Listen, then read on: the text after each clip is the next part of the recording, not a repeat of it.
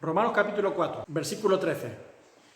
Porque no por la fe fue dada a Abraham o a su descendencia la promesa de que sería heredero del mundo, sino por la justicia de la fe. Ok, por la justicia de la fe. Esta sentencia es fundamental. Vamos a ver cómo se desarrolla. Seguimos hasta el versículo 25. Porque si los que son de la ley son los herederos, van a resultar la fe y anulada la promesa. No hace falta fe. Si cumples ley, si se trata de cumplir mandamientos y hacer requisitos, no hay fe. Tú me dices, yo hago. Tú dices, yo cumplo. Ahí no hay fe. Pues la ley produce ira. Pero donde no hay ley, tampoco hay transgresión. ¿Por qué produce ira la ley? Porque cuando no se cumple la ley, te enfadas. Haz esto y no lo haces y te enfadas. El que dicta la ley se enfada de que la ley no se cumpla. Y si no hay ley, ocurre una cosa, no hay transgresión. Si no te pongo una prohibición, no hay una transgresión que se cometa. Por tanto, es por fe la promesa dada a la descendencia de la justicia, para que sea por gracia, por algo que brota de Dios, sin que vosotros lo hayáis merecido, a fin de que la promesa sea firme para toda su descendencia. Fijaros con qué motivo. Cuando Dios promete la justicia de todas las naciones, promesa de Dios, lo hace de forma que no haya nada que lo tumbe. Si fuese por la ley, estaría tumbada desde primera hora, pero Dios se guarda de que por los siglos de los siglos de los siglos, basado en su sentencia, en su palabra, en su promesa, que es por gracia, se cumpla la bendición. Y así lo dice, para que sea por gracia, a fin de que la promesa sea firme para toda su descendencia, no solamente para la que es de la ley, sino también para la que es de la fe de Abraham, el cual es padre de todos nosotros, seas de Judá, seas de Leví, seas de Benjamín, seas de Japón, seas de Estados Unidos, seas de África, seas de donde sea en el mundo, si es conforme a la fe de Abraham. ¿Pero eso qué es lo que es la fe de Abraham? Pues mirad, y ahora hace un paréntesis, como está escrito, te he puesto por delante de mucha gente, delante de Dios a quien creyó, el cual da vida a los muertos y llama las cosas que no son como si fuesen. Un punto. Delante de Dios a quien creyó. La fe de Abraham, primero, creyó en Dios. No creyó en Baal, no creyó en Moloch, no creyó en los 50.000 millones de dioses egipcios, creyó en Dios. ¿Y cómo creyó en Dios? Ahora vamos a ver esa fe. Pues que, pues la gente dice, hombre, creer, pues es muy fácil, creer es muy fácil. Y entonces uno que está haciendo, que es muy buena persona y que se va a Calcuta y que hace mucho bien para los pobres y todo eso, no vale para nada. Y uno que dice que yo creo, ¿eso sí vale? No es tan fácil. Y no consiste en decir, yo creo. No es decir, yo creo. No. Ahora vamos a ver ese yo creo de Abraham. Él creyó en esperanza contra esperanza. ¿Qué significa eso? Él esperaba una cosa que era todo lo contrario a lo que se puede esperar. Y lo vamos a ver.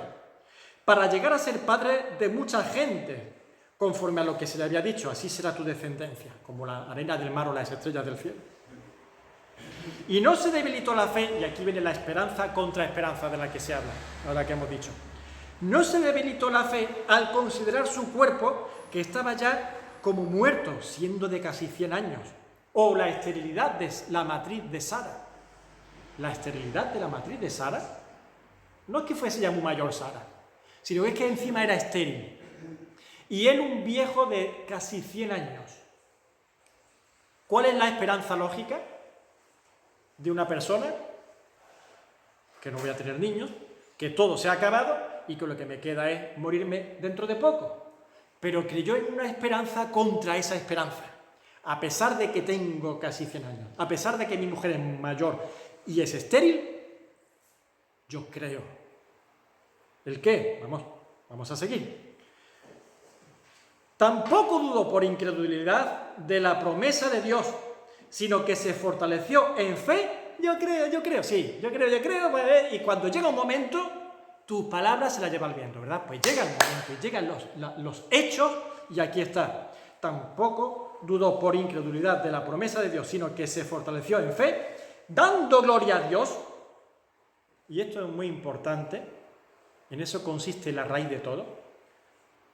Tu fe, creer en Dios como lo hizo Abraham, y lo estamos viendo cómo lo hizo, no es yo creo, no, sino cómo lo hizo y el alcance que tuvo, eso glorifica a Dios. La duda es lo que ofende a Dios. A Dios tu pecado le ofende, mi pecado le ofende, por supuesto, y para eso hizo lo que hizo.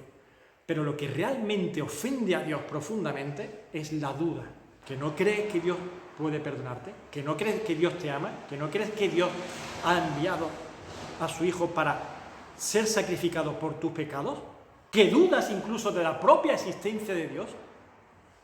Pues tampoco dudó, dice, por incredulidad de la promesa de Dios, sino que se fortaleció en fe, dando gloria a Dios, plenamente convencido.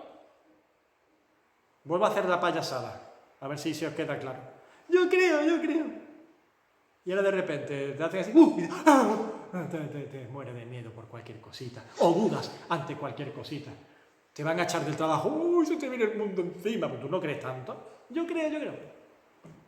Pues mirad, plenamente convencido de que era también poderoso para hacer todo lo que le había prometido, por lo cual también su fe le fue contada por justicia.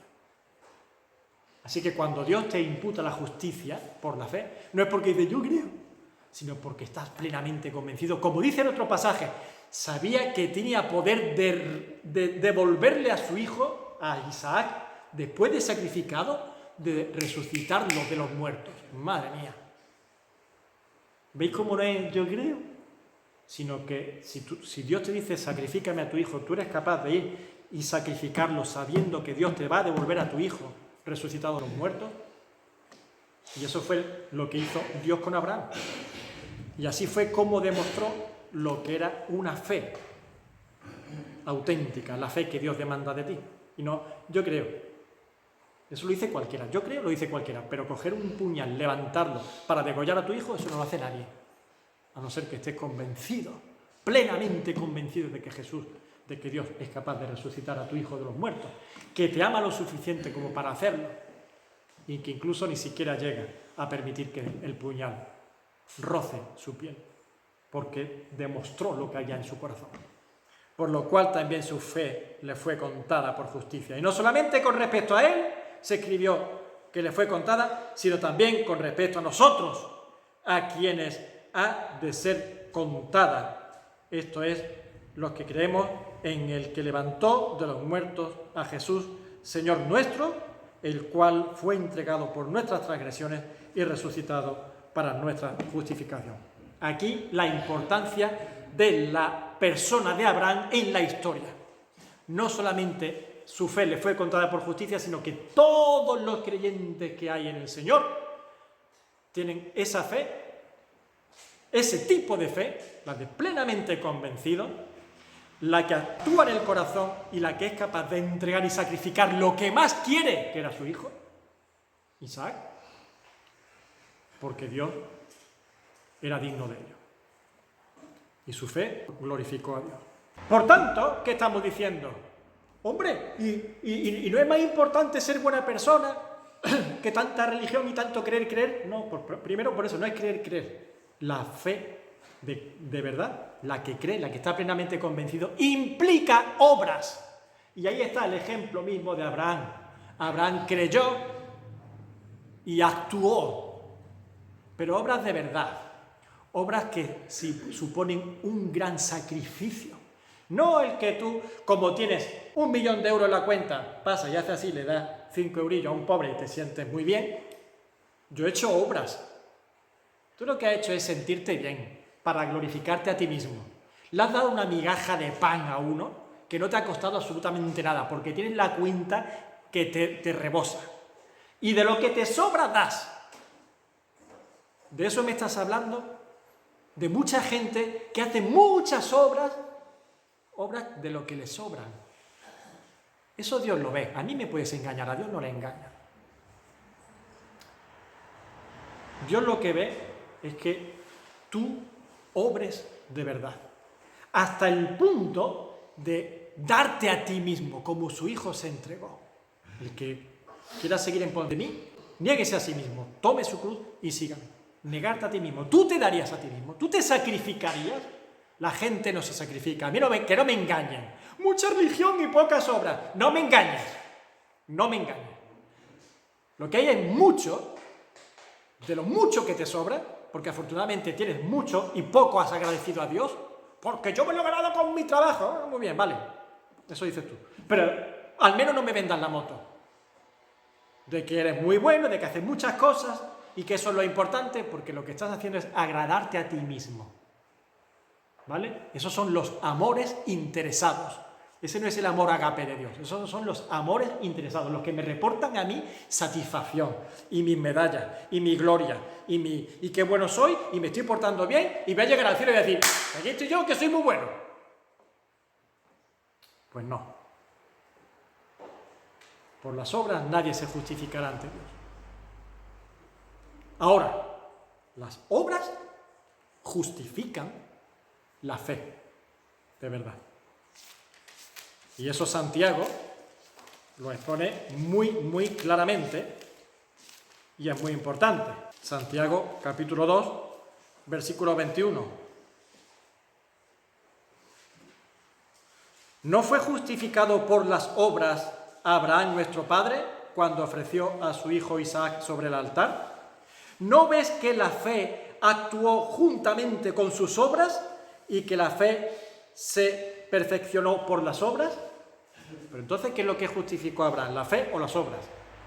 Pues mira, a Abraham lo justificó la fe, pero esa fe fue justificada por sus obras, fue evidenciada, fue demostrada, y Dios hizo el paquete completo en él, fe con obras. Así que no vale eso de yo creo, y no hacer nada, porque es una religión, una vida vacía, una fe vacía. Tampoco hacer mucho, y especialmente de lo que te sobra, porque lo único que haces es darte gloria a ti, vanagloriarte, sino que consiste en fe y obras. Y eso glorifica a Dios, que ha hecho de ti una persona íntegra, auténtica. Versículo 24, vosotros veis, pues, que el hombre es justificado por las obras y no solamente por la fe. El versículo 25 de Romanos 4, habíamos terminado diciendo, el cual Jesucristo fue entregado por nuestras transgresiones y resucitado para nuestra justificación. Muy importante, la resurrección de Cristo es para nuestra justificación. Así que, como hemos visto en Romanos 9:10, la justicia imputada por Dios radica en nuestra respuesta dada de corazón ante la oferta de salvación de Dios. Con el corazón se cree para justicia, hemos dicho. El que cree de verdad está demostrando la fe que Dios demanda de cada uno de nosotros, la que da fruto. Dios es el que justifica. ¿Quién acusará a los escogidos de Dios? ¿El mundo me va a acusar? Pues Dios es el que justifica. Romanos 8:33. Así que los pecados que cometemos no pueden echar a perder la obra de Dios. ¿Los creyentes pecan y no pasa nada? Bueno, no pasa nada, no. Pero que no echa a perder la obra de Dios, que no te quita la salvación, exacto. Porque la obra de Dios consiste en una sentencia definitiva, inamovible, una promesa y una sentencia dada por Dios respecto de nosotros en base a Jesucristo. Jesucristo es el que realiza la justicia que Dios demanda de nosotros y a nosotros se nos imputa su justicia. Hechos 13:39. Sabed pues esto, varones, que por medio de él se os anuncia el perdón de pecados y que de todo aquello que por la ley de Moisés no pudisteis ser justificados, en él es justificado todo aquel que cree. Así que lo que es imposible para la ley, lo que es imposible para nosotros, Dios lo ha hecho posible y lo sentencia por su palabra. Dios lo ha sentenciado así. Eres justo. Vamos entonces al asunto complicado. Primera de Juan, capítulo 1, versículo 3, 1 al 9. Mirad cuál amor nos ha dado el Padre para que seamos llamados hijos de Dios. Uy, eso lo hemos visto, Esteban. Sí. hijos de Dios, hemos nacido de nuevo, somos salvos. Por esto el mundo no nos conoce, porque no le conoció a Él. Amados, ahora somos hijos de Dios, y aún no se ha manifestado lo que hemos de ser. Pero sabemos que cuando Él se manifieste, seremos semejantes a Él, porque le veremos como Él es. Y todo aquel que tiene esta esperanza en Él, se purifica a sí mismo así como Él es puro. Todo aquel que comete pecado infringe también la ley, pues el pecado es infracción de la ley.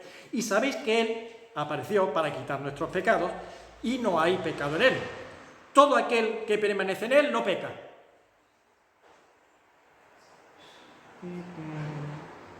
Todo aquel que peca no le ha visto ni le ha conocido.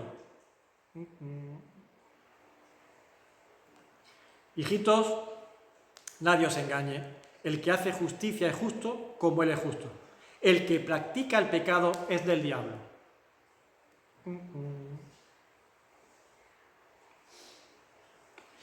Porque el diablo peca desde el principio. Para esto apareció el Hijo de Dios, para deshacer las obras del diablo. Todo aquel que es nacido de Dios no practica el pecado. Porque la simiente de Dios permanece en él. Y no puede pecar porque es nacido de Dios. Chimpón. ¿Ahora qué? Quemamos el estudio entero, cerramos, nos han dado un zasca, todo esto, al final, para nada hemos tropezado. Pues no, hermano, no es eso. Vamos a hablar lo que habla la palabra y no lo que nosotros no creemos que dice. La lectura de este pasaje concentrada nos ayuda a evitar el conflicto que rápidamente viene a nosotros y a evitar errores, porque hay quienes dicen que los cristianos no pecan, no pueden pecar y no pecan. Mentira. Pecamos, caemos, tropezamos, cometemos faltas. El apóstol dice que es imposible que el creyente peque. Dice que mientras permanece en Dios. ¿Y qué es eso de permanecer en Dios? ¿Tú te has subido a los lomos de Dios? ¿Tú has cabalgado sobre Dios? Entonces, cuando decimos que estamos en Dios, que permanecemos en Dios, ¿qué es lo que es? Eso habrá que entonces aclararlo, porque dice, todo aquel que permanece en Él no peca. Es obedecer a Dios. Permanecer en Dios es obedecer. Vivir en obediencia. Eso es permanecer en Dios. Vivir en obediencia a Dios. No es subirte a caballo de Dios, como yo me subí a caballito de mi padre o de mi hermano.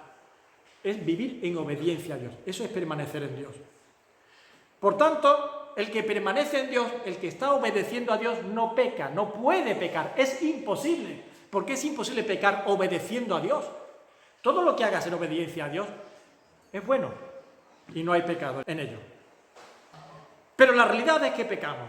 ¿Por qué? Porque no permanecemos. Porque no hay una obediencia continua a Dios. Y cuando desobedeces en un momentito, desobedeces a Dios, pecas. No permaneces en Él. No se trata de dejar de estar en Cristo, o no se trata de que Dios y que su Espíritu Santo deje de estar en nosotros. No, Él sí va a estar en nosotros. Él hizo morada en nosotros para siempre. Se trata de dejar de obedecerle o de andar en su voluntad. Pero, hermanos, se trata de situaciones concretas que no forman parte de una manera de vivir, ¿verdad que no? A que vosotros no vivís de una forma pecaminosa. No es vuestra forma de vivir, no es nuestra forma de vivir como creyentes, la de pecar. Se tratan de casos concretos, de situaciones, por eso le llamamos tropiezos. Porque vamos andando en los pasos de Cristo, siguiendo sus pisadas, pero de repente hacemos como un paso así, nos desviamos y tropezamos. No hemos permanecido, pecamos. ¿Y qué es lo que pasa? Pues eso lo vivimos con dolor. Lo vivimos con rabia, con arrepentimiento, con resentimiento. El pecador no peca con dolor, el pecador no peca con resentimiento, el pecador no peca con incomodidad. El pecador, el que no ha nacido de nuevo, peca con tranquilidad, justificando su pecado, dándole una justificación a todo lo que hace. Pues sí, yo he robado esto, o yo le he quitado esto porque se lo merecía, porque él robó más, porque él quitó más, yo qué sé qué. O yo me he casado o me he juntado con aquella porque tenía un marido que era muy malo y que la trataba muy mal y yo la voy a proteger y yo la cuido más y yo, y todos los pecados que cometemos, que cometen los pecadores, tienen su justificación y lo hacen muy convencidos y muy tranquilos. Y dan razonamientos para actuar así. Porque es así la persona, es pecadora. Y por tanto vive practicando el pecado, lo cual Primera de Juan dice que no puede hacer el creyente. El creyente no practica el pecado y por tanto está diciendo no es su forma de vivir, no justifica el pecado, no lo mantiene en su vida, sino que le pesa, le incomoda, le duele, se arrepiente, confiesa y cambia. Y mañana quizás caerá en otro. Pero no practica el pecado. ¿Qué es lo que pasa entonces, Esteban, con esos pecados que se cometen y esos tropiezos? Bien, pues el apóstol mismo en el capítulo 1, versículo 7 dice: pero si andamos en luz, como Él está en luz, tenemos comunión unos con otros, y la sangre de Jesucristo, su Hijo, nos limpia de todo pecado. Cuando Jesucristo derramó su sangre por nosotros, no solamente quitó el pecado de nuestro ser, sino que cada falta queda cubierta, cada tropiezo queda cubierto. Ah, sí, qué bien, entonces si yo peco, ¿Jesucristo me perdona? Me extraña que eso funcione así. Y como dice el apóstol Pablo, no abundaremos en el pecado para que abunde su gracia. Porque si tú dices voy a pecar y Jesucristo me va a perdonar, no te está doliendo el pecado, no te está incomodando, no es un tropiezo, es una planificación y por tanto dudo de que eso sea la respuesta o la fórmula de un corazón salvo, nacido de nuevo. Terminamos ya. El creyente caerá y se arrepentirá y volverá a caer y volverá a arrepentirse y volverá a caer otra vez y volverá a arrepentirse otra vez. Y eso es porque su naturaleza en la carne débil no comulga con la manera limpia de vivir, justificada por Dios. ¿Qué estamos observando con esa situación? Entonces, algunos dirán, incongruencia. ¿Sois uno incongruente entonces? ¿O es contradictorio? Pues no. La Biblia nos enseña dos aspectos de la misma cosa, que es la justicia. La justicia posicional y la justicia práctica. La justicia posicional es la sentencia de Dios. Yo te declaro justo. Yo veo a un justo delante de mí, a través de Jesucristo, a través de la sangre de mi Hijo. Estás exento de condenación, estás exento incluso del juicio. No te voy a sentar en el banco de los acusados. Allí se sentó Jesús y fue llevado a la muerte, a la condena. Tú te vas a sentar en mi mesa, en la de la familia, en mi hogar, en mi casa, a comer del banquete. Eso es el resultado de una persona justificada por Dios, amada y recibida en su mesa. Y la justicia práctica, la justicia posicional, es la que hemos visto en esa sentencia, y la justicia práctica. La justicia práctica es la vida que el creyente ejercita cada día en este mundo. Como empezamos, sí, salvo, renacido, nacido de nuevo, ¿y ahora qué? Pues ahora empiezas a andar la vida de justicia práctica, andando en las buenas obras que Dios preparó de antemano para que sus hijos anduviésemos en ellas. Mirad, las buenas obras no te valen para ser salvo, ya lo hemos visto, pero Dios sí tenía preparadas buenas obras para los salvos, para que anden en ellas, porque somos hechura suya, creados en Cristo Jesús para buenas obras. Para eso nos creó Dios, para buenas obras. No para decir yo creo, yo sé que yo creo. No, yo creo plenamente convencido en mi Dios para andar ahora como Dios manda, nunca mejor dicho, para buenas obras, las cuales Dios preparó de antemano para que anduviésemos en ellas. Y a la vez estaremos luchando contra la carne, contra el viejo hombre, sacrificándolo, sepultándolo con Cristo que murió y resucitando al nuevo ser, a fin de que el nuevo hombre progrese con el Cristo resucitado. En Gálatas capítulo 5, versículo 24, pero los que son de Cristo han crucificado la carne con sus pasiones y deseos. Y Romanos 6, 4, porque somos sepultados juntamente con Él para muerte por el bautismo, a fin de que como Cristo resucitó de los muertos por la gloria del Padre, así también nosotros andemos en vida nueva, andemos en esas buenas obras.